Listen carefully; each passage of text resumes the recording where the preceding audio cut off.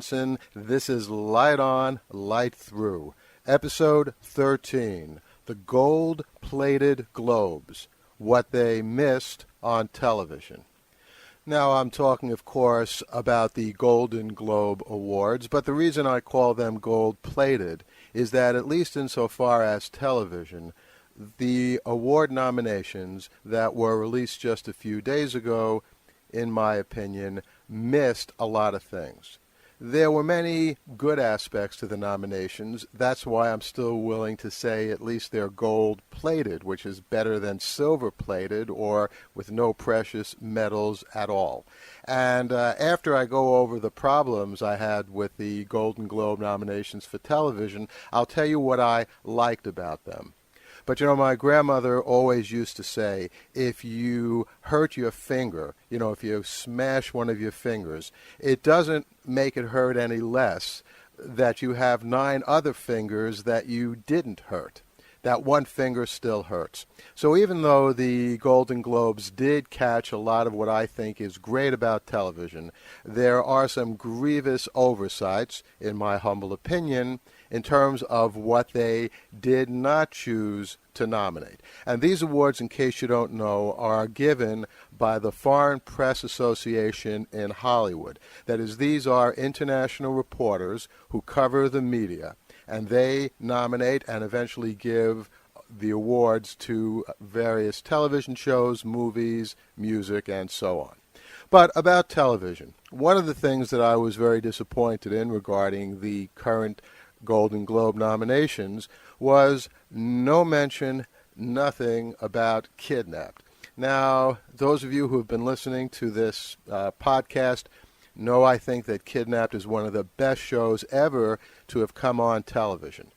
It was on NBC starting in the fall. It had 3 episodes that were shown on Wednesday night. Then it was moved to Saturday night, where it had 2 weeks of episodes. And at that point, it was banished to online status, which, as I've also said before, may not be all that bad. It is very enjoyable watching any program, I think, online. But, of course, what that did is it removed Kidnapped from its largest possible audience. Now, this isn't the first time that NBC has made a mistake like this. As a matter of fact, probably the most famous era, the most famous cancellation that ever happened in television, in which the canceled show went on to become one of the most successful shows in all of popular culture, happened to Star Trek, which was an NBC series in the 1960s. It ran for 3 years. NBC canceled it, even though the series did have a devoted audience, but the audience was a little small. And, of course, as we all know, Star Trek came back in syndication, achieved an enormous amount of popularity, and at this point, there are many motion pictures that were made of Star Trek. I've lost track already of all the follow-up series: Star Trek The Next Generation, Star Trek Deep Space Nine, Star Trek Voyager, Star Trek Enterprise, and the franchise, as it's called, is certainly one of the most successful in all of popular culture. Well, who knows if that will happen to Kidnapped. There is a great message board on NBC.com in which people who love Kidnapped talk about it, and I talk about it there. And I'm still holding out hope that at some point some savvy cable station will pick Kidnapped up and we'll see it on a cable station sometime in the future. Stranger things have happened. Certainly what happened with Star Trek is stranger. And last night's episode on Kidnapped, which is the next to the last one, was really superb. By the way, not only the series is superb, but Delroy Lindo, I think, is doing a great job as Agent King in the series. He should have received a nomination also. Well, the next grievous oversight was Battlestar Galactica. You don't see anything about Battlestar Galactica in the Golden Globe nominations. That alone would make those nominations gold-plated, and rather thinly gold-plated at that. Battlestar Galactica is, in my view, one of the great science fiction television series. And in fact, that might be its problem. For some reason, and this pertains not only to the Golden Globes, but to the Emmys, the Oscars, even awards given for great books, for some reason that I've never been able to quite understand, science fiction always seems to slip by in these awards. Now, I don't know if it's because there's something in our popular culture, at least as far as the awards aspect of our popular culture, that's tone deaf to science fiction. Whatever the reason is, science fiction almost never gets its just due. And once again, the Golden Globes Awards have continued this tradition of dissing science fiction by completely leaving Battlestar Galactica out of its nominations. Edward James Olmos as Captain Adama in Battlestar Galactica, one of the all-time great performances in television. And the overall series, in my view, in many ways, is better than just about all of Star Trek. Maybe there have been one or two episodes on Star Trek which have been as good as the best episodes on Battlestar Galactica, but Battlestar Galactica has been that good, and ignored by the Golden Globes. Last, and certainly not least, The Wire. And again, you've heard me talk about The Wire. I just don't get how the Golden Globes could have totally overlooked The Wire this year. Now, I don't think this has been the best season of The Wire. I think seasons 1 and 3 were better than the season that just finished, season 4. But nonetheless, it was unbelievably good television. The treatment of the drug life in Baltimore. I've never seen such good material in a movie, certainly not in another television show. There's really nothing like The Wire, and it deserves an enormous amount of recognition. And fortunately, critics in general have given The Wire the recognition it deserves. But I don't know, I guess the foreign film critics are on not this planet Earth, but maybe somewhere out there beyond Alpha Centauri, and they just don't get The Wire. All right, so what did they get right? Well, they got Michael C. Hall right for Dexter, and Hall was given a nomination for Best Actor in that Showtime series.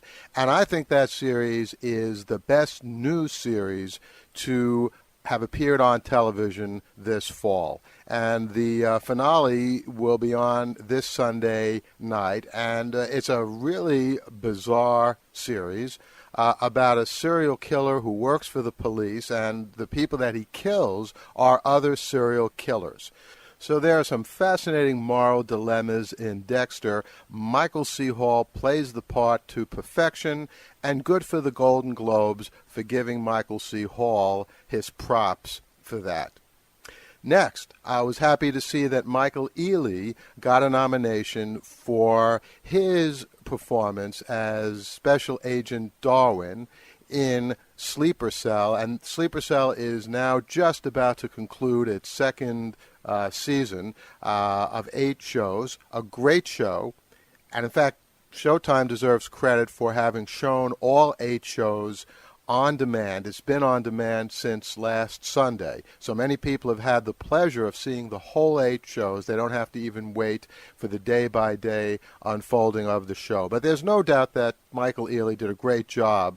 I don't know why Oded Farah, who played the bad guy in the show, didn't also get a nomination. But, hey, that's all right. At least the Golden Globes recognize Sleeper Cell. What else did they get right? Well, I was very happy to see that Bill Paxton got a nomination for Best Actor in a series, and that series also received a nomination from the Golden Globes. The series is Big Love. This is HBO's also crazy, bizarre series about a polygamous family.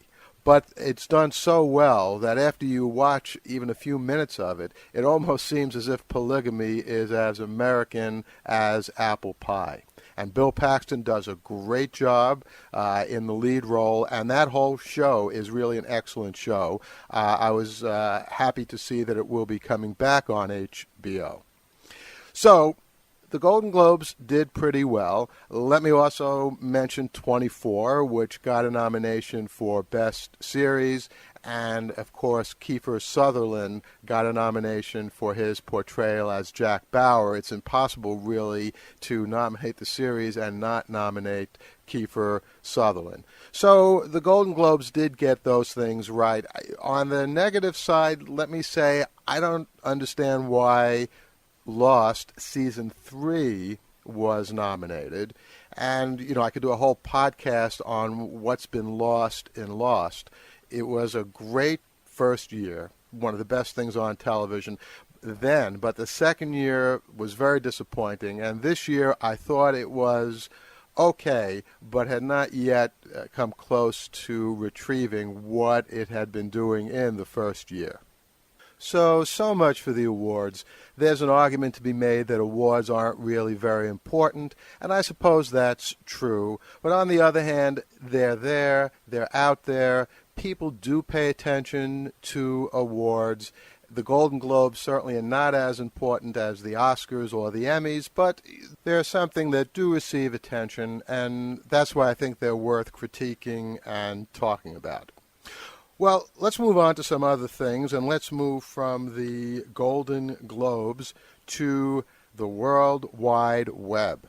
Boy, we haven't heard that phrase in a while, at least I haven't heard it, but it is really a World Wide Web as we know, and there are a couple of websites and podcasts that I want to mention to you.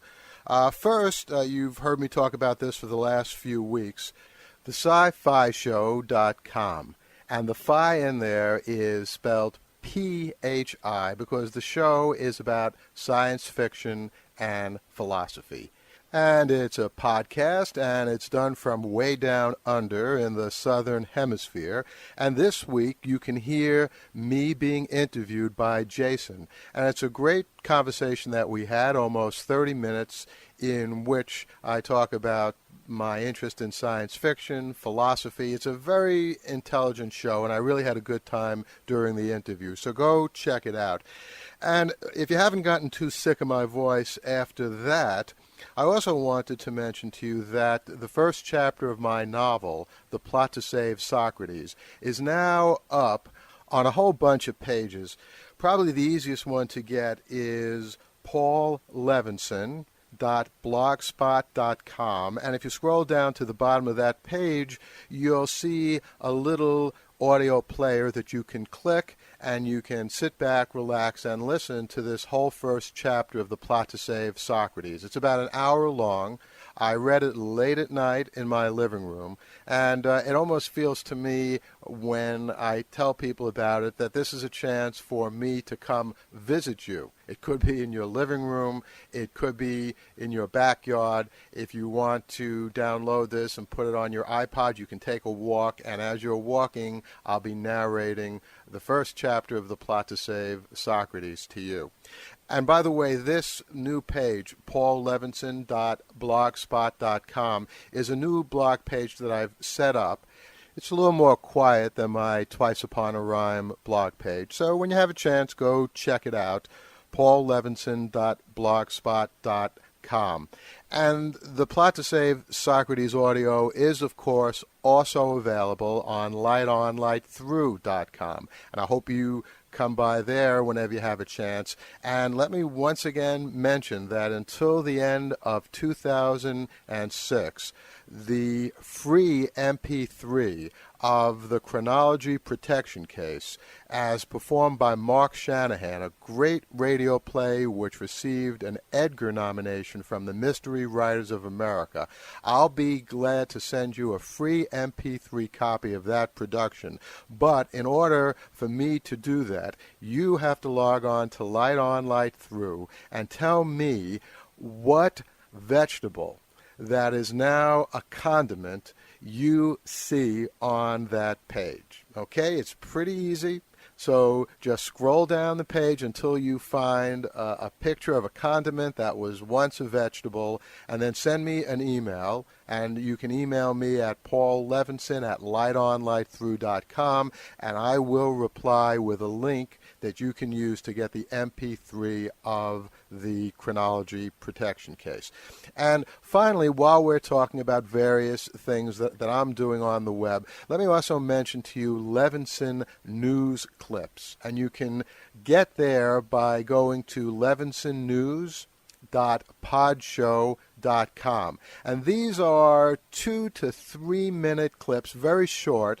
Sometimes they're reviews. I have a review there of Deja Vu, the new movie with Denzel Washington, a really fine time travel movie. I have a review there with both spoilers. If you've already seen the movie, I give you my view in just really 2 minutes as to what really happened at the end of the movie. So check that out, levinsonnews.podshow.com. There's also a non-spoiler review there of Deja Vu, and I have clips, little pieces on Kidnapped, Dexter, Sleeper Cell, some of the very things that I've been talking about in this podcast, plus my responses to various news events that concern the media. So when you have a chance, go check that out as well. Promo.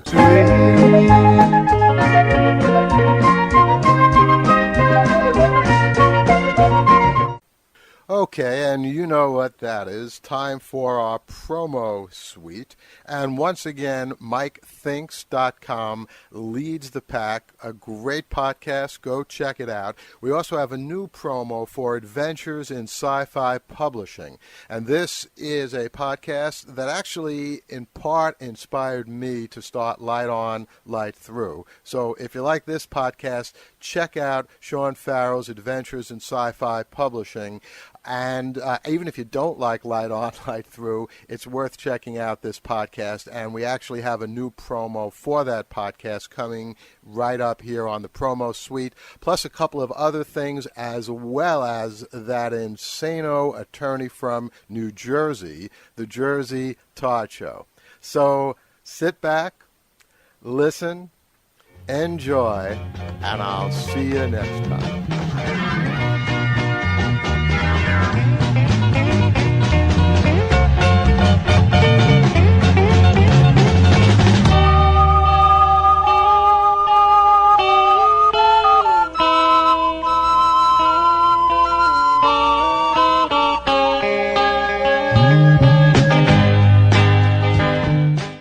Check out the Mike Thinks podcast, www.mikethinks.com. News and current events with an opinion.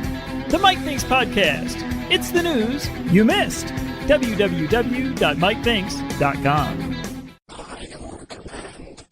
Are you a Battlestar Galactica fan? If you are, you need to check out the Combat Information Center. It's available at www.alanlight.com/galactica. Hey, publishing fans. This is Sean from the Adventures in Sci-Fi Publishing podcast. If you're a fan of science fiction and fantasy literature, and if you're interested in learning the ins and outs of the publishing business, then this is the show for you. I interview best-selling authors. All right, Salvador, so thanks for taking the time, Bob. It's great to be here. Industry experts. This is Keith R.A. DeCandido. And new writers who are blazing the path of publishing's future. I am Brandon Sanderson. So join me today at www.adventuresinscifipublishing.blogspot.com and become a part of the adventure. Did you walk out of the Matrix and wonder if you're a battery in a jar? Did you walk out of Daredevil and wonder, what is it like to be a bat? Do you and your friends stay up at night debating good and evil in the Star Wars universe? Does the question of life, the universe, and everything intrigue you? Then open your mind and tune into The Sci-Fi Show, thescifishow.com. And that's Phi with a PH. In a world where ordinary individuals I was at a bar. I had a beer. begin to discover their unique abilities. The Ninth, a Heroes Netcast. www.heroescast.com. In a world full of hopelessness and despair, only two guys had the power to deliver the world from certain destruction. Nathan and Carlos are Podcast Pendulum. Watch it all unfold at podcastpendulum.podomatic.com. Just one more book, please, sir. Hi, I'm Mark. I'm Andrea. We do a podcast called Just One More Book. A podcast about the children's books we love and why we love them. Because we're crazy about kids' books. We interview authors and illustrators. Hey, this is E.B. McHenry. This is Lee Edward Fody. Play listener-submitted reviews. It's my favorite book. Talk about how and where to find great books. JustOneMoreBook.com. I got him today. The Mr. Science Show, your weekly prescription of popular science. We talk about the science you want to hear about in a social context. For more stories and for the podcast, check out MrScienceShow.com. I'm Mark West. Have you been injured listening to average podcasts? Have you been the victim of pod faders? Have you been fraudulently induced to listen to a podcast that has substandard pod-safe music and a really lame host? Then I urge you to subscribe to The Jersey Todd Show at www.jerseytoddshow.com. When another podcast is responsible for your podcasting injuries, we will work to provide you with the best podcast experience available. Jersey Todd is a real New Jersey lawyer, but has no desire to waste your time talking about the law. Hey, this is Matthew Ebel, and I've been listening to The Jersey Todd Show with Todd from Jersey. And it's okay. So if you're in an accident or injure yourself at work and you're injured really badly, you should call an ambulance. Chances are the ambulance driver is listening to The Jersey Todd Show. www.jerseytoddshow.com.